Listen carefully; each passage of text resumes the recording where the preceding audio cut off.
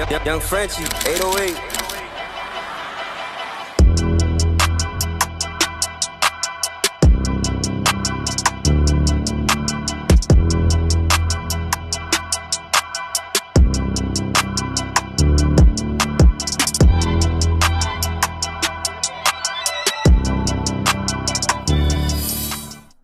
Hello sa inyong lahat, isang recipe ulit ang gusto kong ituro sa inyo. Ang recipe na to is simpleng-simple lang siya.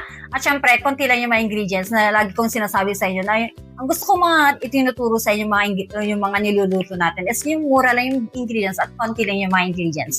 Bali dito sa lulutuin nating ulam, syempre kahit anong pananghalian, panghapunan is pwedeng-pwede. Pwede yung pangbaon din, pwedeng-pwede din sa mga school ng mga anak nyo. Pwedeng-pwede to kasi masarap na siya at syempre budget meal yung lulutuin nating ulam. Kaya wag na nating patagalin. Tara, luto tayo.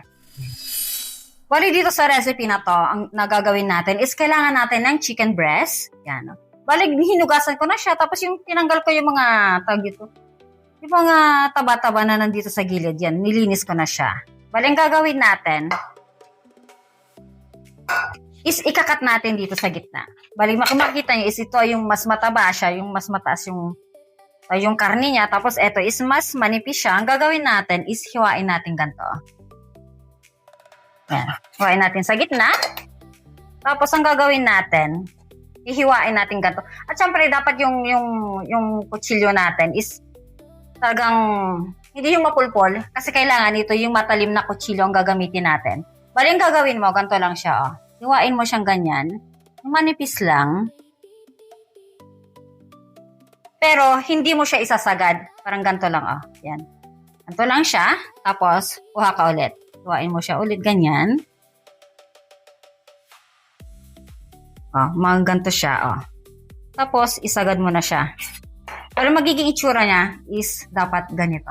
Yan, oh. Yan. Huwag mo siyang isasagad. Yan. Medyo buksan ko lang ng konti dito. Yan. Dapat ganito lang siya. Yan. I-serve muna natin siya. Tapos, eto yung ganun pa rin.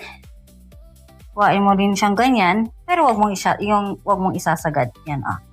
Para makita mo. Oh. Dapat ganito siya. Yan. Bali, maglalagay tayo dito ng bawang.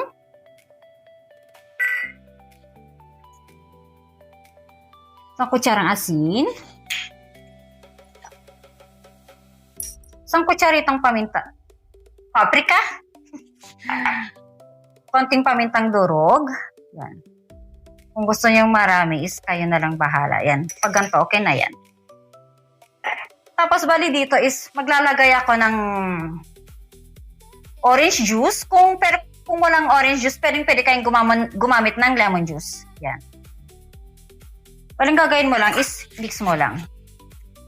Combine mo lang yung mga ingredients na nilagay natin.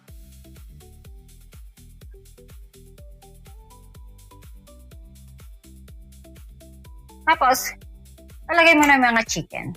Yan. Walang gagawin natin is mamarinate natin itong chicken na ito mga 30 minutes. Okay na yon. Kung gusto nyo naman mas matagal pa, walang problema. Basta ang kailangan is marinate natin para manuot yung timpla na nilalagay natin. Habang minamarinate natin yung chicken natin is ipiprepare na natin yung mga ibang ingredients na gagamitin natin. Bali dito is yung harina. Bali ito is optional lang. Kung gusto yung yung gumamit ng strainer. Para yun, pag yung harina natin is lalong mas pinong-pino, wala yung mga buo-buo. Ganito lang siya. Oh. Gamit lang ng strainer. At kailangan din natin ng isang itlog.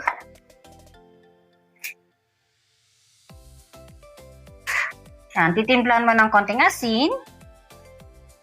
At konting pamintang durog. Kaya mo lang, i-mix mo lang siya. At syempre, kailangan din natin ng breadcrumbs. Yan.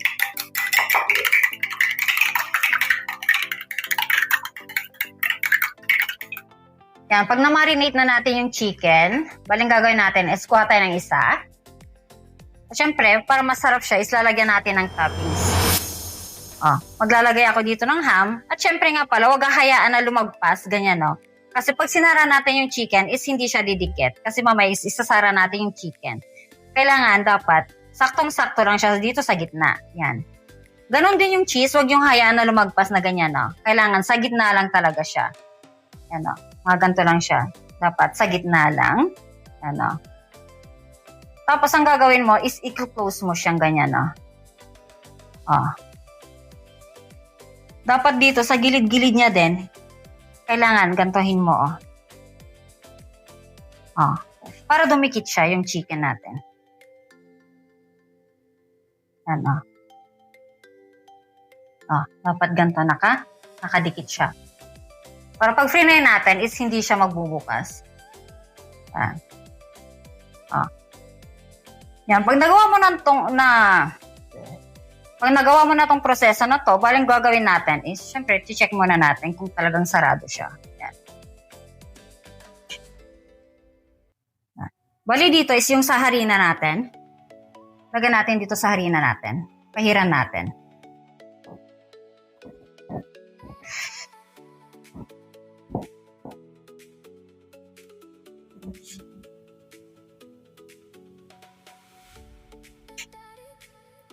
Yan, tanggalin mo yung excess.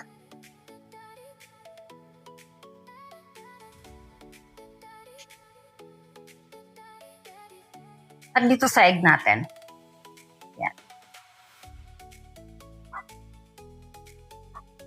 At tanggalin mo din yung excess. Patuluin mo lang siya. At dito sa breadcrumbs natin.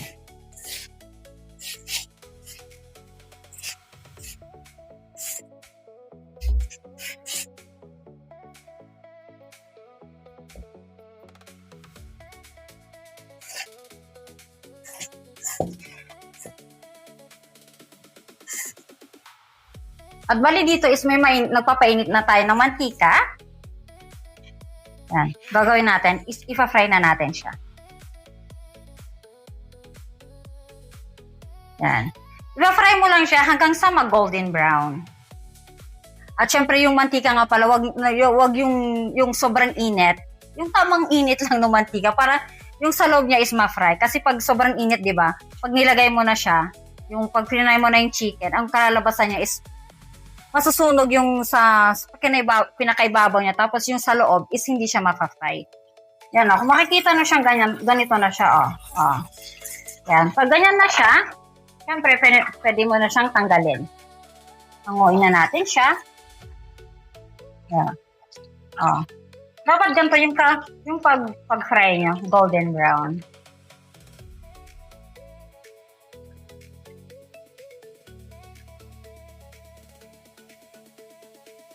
Yan. Lagyan natin siya dito. Yan, Bale, ito na yung kinalabasan niya. Bale, yung gagawin natin is i-fry natin lahat. Tapos, papaya na is papakita ko na kung ano yung kinalabasan niya.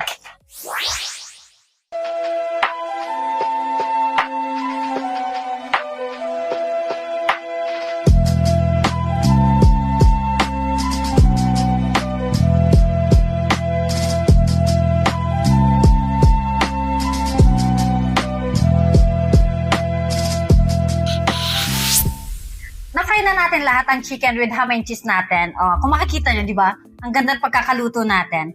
Kung maririnig nyo lang, Yan, crunchy yung pinakabalat niya. Yan. At syempre, hindi naman pwede na hindi ako hingi sa inyo ng like. Syempre, sa mga videos natin. At pa-share na rin at pa-subscribe sa mga videos natin. Kasi malaking tulong po yan sa amin, sa mga ina-upload naming mga videos. Kaya, ano pa hintay natin? Siyempre, ang magandang part ng pagluluto is siyempre yung pagtitikman natin. Tara, tikman natin.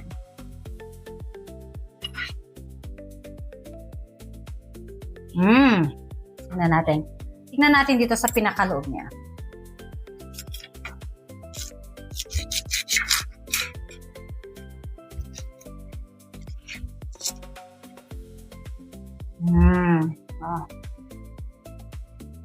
Yan, tingnan yung size.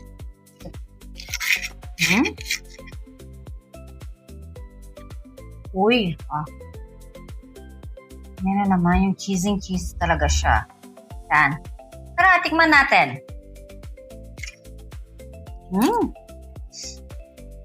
Siyempre, yung cheese. Kain tayo. Uy!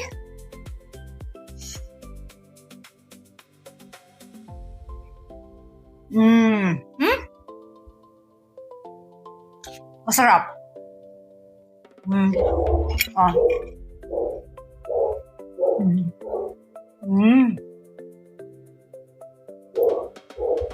Kaya, huwag kayong mag-atubiling gumawa na ito.